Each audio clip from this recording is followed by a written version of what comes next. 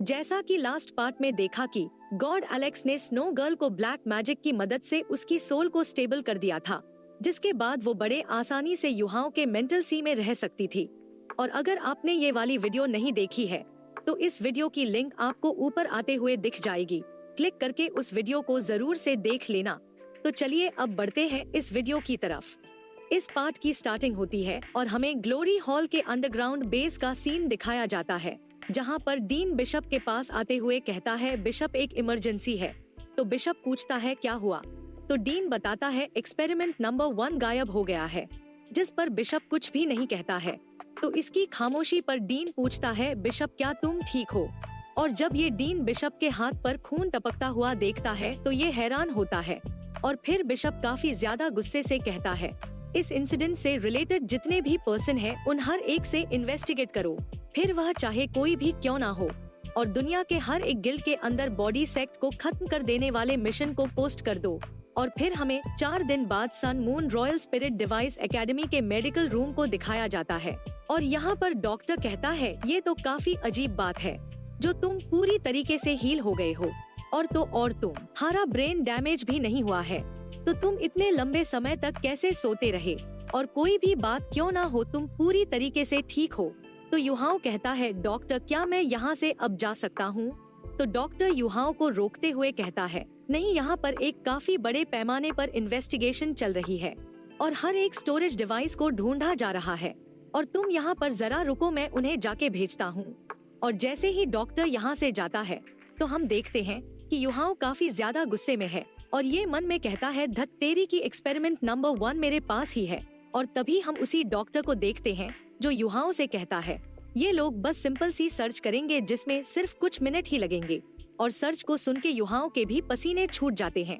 और तभी वहाँ इन्वेस्टिगेट करने वाला बंदा आ जाता है और ये कहता है क्या तुम ही हुआ युहाओं हो, अपने स्पिरिट स्टोरेज डिवाइस को सौंप दीजिए। लेकिन तभी अचानक से युहाओं इसे रोकते हुए कहता है इसमें मेरा पर्सनल सामान है और क्या तुम्हारे पास ऐसा करने की इजाजत है। तो ये बंदा कहता है कि ये किंग का ऑर्डर है और अगर इन्वेस्टिगेशन से इनकार किया जाता है तो इस चीज को देशद्रोह के रूप में देखा जाएगा। और जब तुम बेहोश थे तब हमने सर्च नहीं किया, क्या इतना रिस्पेक्टफुल होना काफी नहीं है। और फिर युहाओ 2 स्टोरेज डिवाइस को निकाल के कहता है सब कुछ इसमें ही है। और ये बंदा कहता है तो फिर अब मैं शुरू करता हूँ। और इतना कह के ये बंदा अपने हाथ को आगे बढ़ाने लगता है और इसे ऐसा करता देख युहाओ हैरान होता है और ये मन में कहता है अब मैं क्या करूं, और बेहतर यही रहेगा कि मैं बुरे से बुरे के लिए तैयार रहूं। और हम देखते हैं कि इस बंदे के हाथ होंगचेंग्स ब्लेसिंग स्पिरिट डिवाइस लग जाती है और ये कहता है कि ये क्या है और इस पर बिशप का नाम क्यों है। तो युहाओ कहता है ओ ये चीज प्लीज इसके बारे में आप उन्हीं से पूछो। और ये बंदा थोड़े से गुस्से से कहता है मेरे साथ चलो। तो हुआ युहाओ कहता है मैं इसे इनकार करता हूँ, मैं कहीं नहीं जा रहा हूँ, तुम मुझे हथकड़ी लगा के मेरी स्पिरिट पावर को सील कर सकते हो, जिसके बाद मैं कुछ भी नहीं कर पाऊंगा। और युहाओ की इस बात को सुन के ये बंदा भी चौंक जाता है और युहाओ कहता है और जब तक कि पर्सनली जिंग होंगचेंग मुझे रिलीज करने के लिए नहीं आएगा तब तक मैं कहीं नहीं जाऊंगा। और युहाओ की इन बातों से ये बंदा भी थोड़ा सा परेशान होता है, लेकिन ये युहाओ को हथकड़ी लगा के यहाँ से चला जाता है और हम युहाओ के हाथों में हथकड़ी लगी हुए देखते हैं और ये चुपचाप बैठा होता है और मन में कहता है वह कुछ देरी के लिए जा चुका है। और उस समय जब मैं उसके के लिए इंतजार कर रहा था तब मैंने उसे वहाँ पर छिपा दिया था। और तभी हम एक कोने के अंदर अचानक से उसी स्टोरेज डिवाइस को देखते हैं जिसके अंदर एक्सपेरिमेंट नंबर 1 है, जिसे युहाओ ने अपनी इल्यूजन स्पिरिट एबिलिटी से छिपा रखा था। और युहाओ मन में कहता है ईमानदारी से कहूँ तो मुझे जिंग होंगचेंग को यहाँ पर बुलाने की कोई भी जरूरत नहीं है, बल्कि असली कारण तो ये है कि मैं इस रूम को छोड़ के नहीं जा सकता हूँ और कोई भी नहीं सोचेगा कि उस आइटम को मैंने इस रूम के कोने में छिपा रखा होगा। और मुझे इससे निश्चित दूरी पर ही रहने की जरूरत है जिससे कि मैं अपने इल्यूजन को बनाए रख सकूं। और स्पिरिट पावर को सील करने वाली ये जो क्रिया है, तो क्या उन्हें सच में लगा कि अगर वह इसे मुझे पहना देंगे तो मैं अपनी किसी भी तरीके की एबिलिटीज को इस्तेमाल नहीं कर पाऊंगा। और सन मून एम्पायर के अंदर काफी कम लोग ही जानते हैं कि मैं अपनी मेंटल पावर को इस्तेमाल कर सकता हूँ और मुझे जिंग होंगचेंग का सामना एक्सपेरिमेंट नंबर 1 के साथ ही करना होगा। और हम देखते हैं कि डीन लीन युहाओ को यहाँ से ले जाते हुए कह रहा होता है उस स्टोरेज डिवाइस के ऊपर जो बिशप का नाम है उस बारे में मुझे भी कोई आइडिया नहीं है, इसलिए तुम्हें परेशान करने के लिए माफ करना। तो युहाओ कहता है अभी मैं कुछ भी नहीं कह सकता हूँ क्योंकि बिशप तुम्हें इसका जवाब खुद ही देंगे। और युहाओ यहाँ से जाते हुए मन में कहता है वैसे तो इस तरीके से मैं बुरा लगूंगा, लेकिन इस तरीके से कोई भी नहीं सोचेगा कि एक्सपेरिमेंट नंबर 1 असल में मेरे पास है और मुझे सिचुएशन के हिसाब से ही एक्ट करने की जरूरत है। और फिर हमें जिंग होंगचेंग के मिंगदे हॉल का सीन दिखाया जाता है जहाँ पर ये माथा पकड़ के बैठा हुआ होता है और ये पूछता है कि क्या तुम युहाओ को ले आए। और युहाओ को देख के बिशप कहता है मैंने सुना है कि तुम्हारे पास कुछ मेरा है, तो क्या मैं उसे देख सकता हूँ। तो युहाओ कहता है हाँ बिल्कुल। और इस तरफ युहाओ भी थोड़ा सा परेशान होता है और ये मन में कहता है कि मैं उम्मीद करता हूँ कि जिंग होंगचेंग के पास कुछ ऐसा ना हो जो कि स्टोरेज डिवाइस को डिटेक्ट कर सकता हो, नहीं तो मेरा पर्दाफाश हो जाएगा। और यदि वैसा होता है तो ना सिर्फ मैं ही बल्कि पूरी श्रेक्स एकेडमी खून से नहाएगी। और इस तरफ जिंग होंगचेंग उस चीज को देखते हुए कहता है ये तो होंगचेंग्स ब्लेसिंग है। और फिर जिंग होंगचेंग कहता है उसे तुरंत ही रिलीज कर दो। और जिंग होंगचेंग फिर युहाओ के काफी करीब आते हुए कहता है इस चीज का ज्यादा बुरा मत मानना, और ये कमीने नहीं जानते हैं कि ये वो गिफ्ट है जिसे मैंने एल्डर मुलाफ को दिया था, तो इसके लिए मैं इसकी माफी मांगता हूँ। और इस तरफ युहाओ भी थोड़ा सा घबराया हुआ होता है और मन में कहता है कि इसे देख के ऐसा नहीं दिखता कि इसने कुछ नोटिस किया है और मुझे कुछ ऐसा सोचना होगा जिससे कि मैं इसे डिस्ट्रैक्ट कर सकूं। और फिर युहाओ कहता है मेरे करीब आधे दिन से हथकड़ियाँ लगी हुई है और हमारा श्रेक्स एकेडमी अपने स्टूडेंट्स को ऐसे बांध के नहीं रखता है। और ये मन में कहता है कि ये मैंने बिल्कुल सही कहा, इससे जिंग होंगचेंग को अपने ग्रैंडसन और ग्रैंड डॉटर की याद आ जाएगी।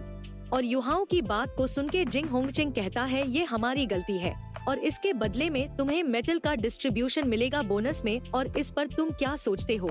तो युहाओ कहता है ठीक है, मैं अब बाकी का तुम पर छोड़ता हूँ। जिस पर जिंग होंगचेंग कुछ भी नहीं कहता है।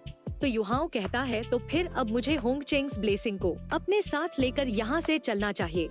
और इस तरफ युहाओ यहाँ से जाते हुए घबराते हुए मन में कहता है मुझे जितना हो सके उतना जल्दी यहाँ से निकल जाना चाहिए, और लगता है कि मैं और ज्यादा देर अपनी हार्ट बीट को सप्रेस नहीं कर पाऊंगा।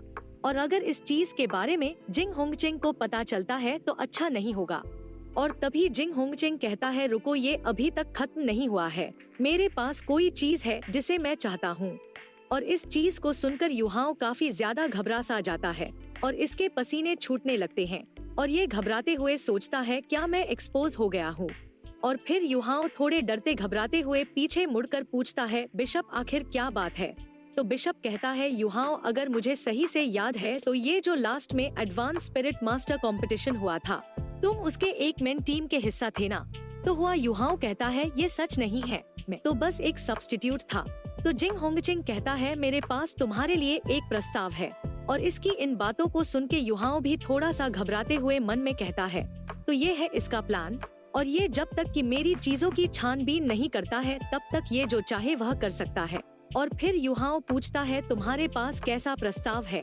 तो जिंग होंगचेंग कहता है मैं चाहता हूँ कि एक स्पिरिट मास्टर के रूप में तुम्हारा एक मैच हमारे स्टूडेंट्स के साथ हो, और हाँ बिल्कुल मैं उन्हीं लोगों को चुनूंगा जिनकी स्पिरिट पावर तुम्हारे जैसी होगी। तो तुम इस बारे में क्या कहते हो। तो युहाओ एक काफी खतरनाक सी स्माइल देते हुए कहता है कुछ नहीं, मैं ये नहीं करूँगा। तो बिशप कहता है कि ठीक है, मैं तुम्हारी परफॉर्मेंस के बेस पर तुम्हें रिवॉर्ड दूंगा और हर एक जीत के लिए मैं तुम्हें प्रेशियस मेटल का 1 पाउंड दूंगा। तो अब तुम्हारा क्या कहना है। तो युहाओ हंसते हुए कहता है ठीक है बिशप, आप तो सच में काफी उत्सुक है और आपके लिए बेहतर होगा कि आप अपने बात पर कायम रहे, और आप जब इसके लिए तैयार हो जाए तब आप मुझे बुला लीजिएगा। तो फिर अब मैं चलता हूँ। और युहाओ काफी तेजी से यहाँ से जाने लगता है और परेशान होते हुए मन में कहता है मुझे यहाँ से जल्द निकलने की जरूरत है, और यहाँ पर बिताया हुआ हर एक लम्हा मेरी जिंदगी के खत्म होने की वजह बन सकता है। और इसके अलावा मैं अपनी हार्ट बीट के ऊपर से भी अपना कंट्रोल खो रहा हूँ। और तभी जिंग होंगचेंग वापस से इसे रुकने के लिए कहता है, और ये सुनकर युहाओ और भी परेशान हो जाता है और मन में कहता है कि क्या तुम मुझे हार्ट अटैक देना चाहते हो, और अब भी तुम्हारे पास ऐसा क्या है जो अभी भी खत्म नहीं हुआ है।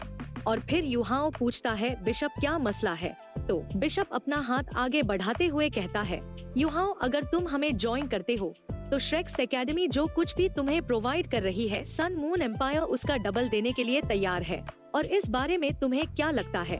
और फिर युहाओ बिशप से कहता है, आपका इस चीज के लिए धन्यवाद, लेकिन मैं ऐसा नहीं कर सकता हूँ। मेरे लिए श्रेक्स एकेडमी वह जगह है जिसे माइनॉरिटी वैल्यू से मापा नहीं जा सकता है, और मैं अपनी इस जिंदगी में तो श्रेक्स को नहीं छोड़ सकता। और युहाओ की इन बातों पर बिशप कुछ भी नहीं कहता है, और युहाओ इतना कह के यहाँ से चला जाता है। और युहाओ के यहाँ से जाते ही बिशप गुस्से से कहता है, ठीक है, अब जब ये तुम्हारा डिसीजन है तो तुम्हें इस चीज की कीमत चुकानी होगी। और अब जब हम साथी नहीं बन सकते तो अब हम सिर्फ दुश्मन ही हो सकते हैं। लिंग जाई, मैं तुम पे कॉन्टेस्ट का स्केड्यूल छोड़ता हूँ। और इस चीज के लिए लिंग जाई भी मान जाता है। और बिशप कहता है कि हाल ही में एकेडमी के जो खर्च हुए हैं वह काफी अधिक है, इसलिए तुम स्टॉक सेल्स के इंचार्ज होगे। तो लिंग जाई कहता है, ठीक है, समझ गया, और मुझे लगता है कि ये काफी बढ़िया आइडिया है। और जिंग होंगचिंग को देखते हुए ये मन में कहता है, यहाँ तक कि अभी के जो हालात हैं उनमें भी बिशप एकेडमी के डेवलपमेंट के बारे में नहीं भूले हैं।